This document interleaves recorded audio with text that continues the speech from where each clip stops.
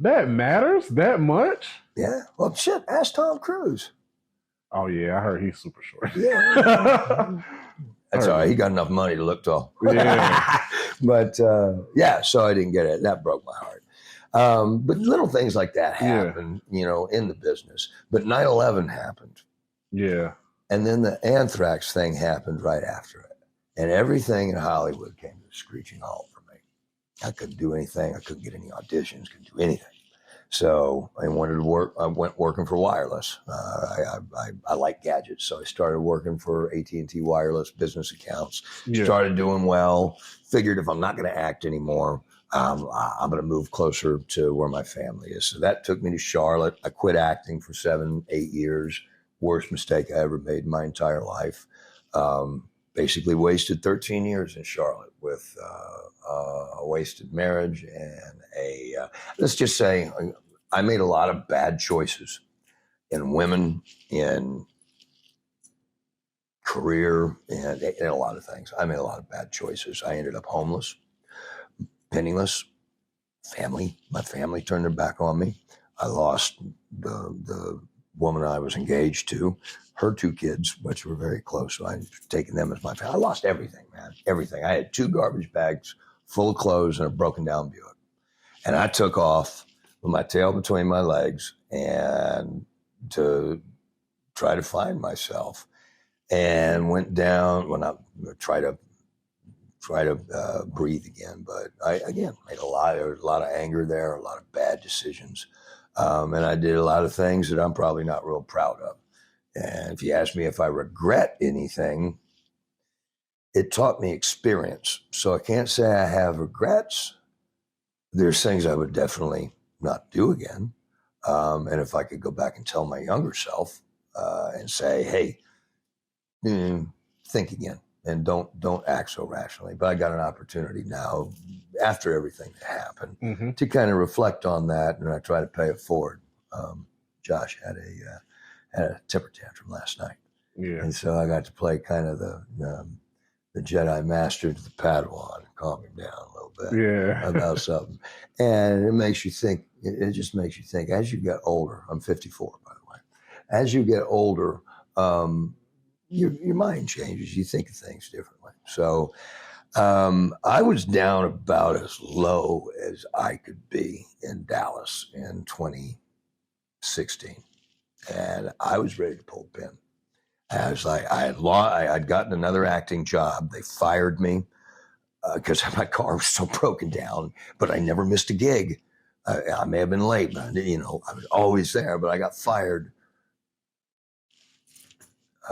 because I was not dependable.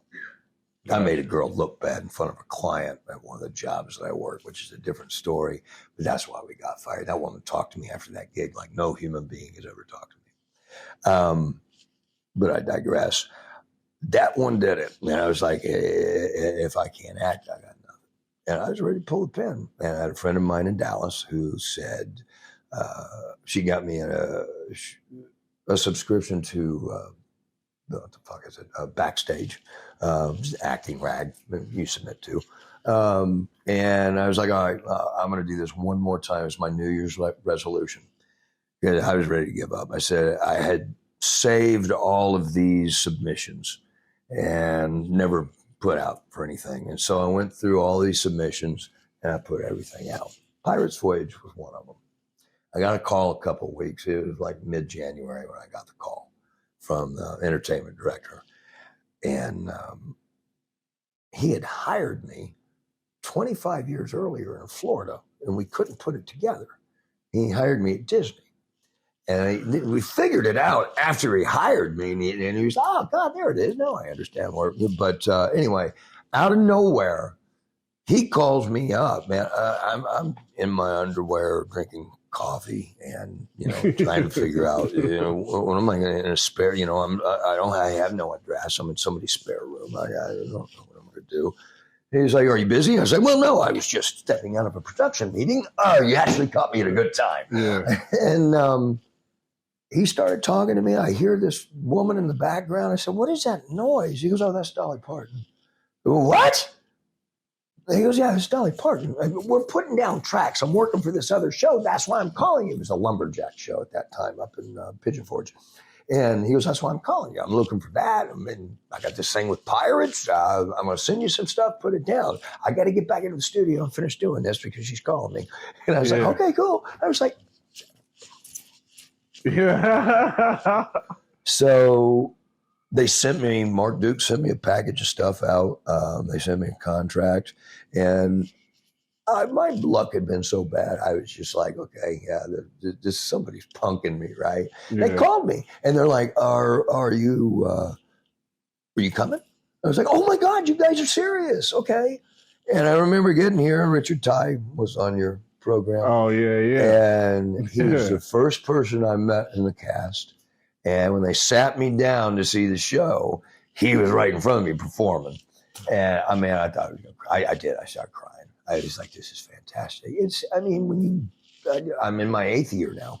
I've done 2,266 shows, I think, is where I am to date.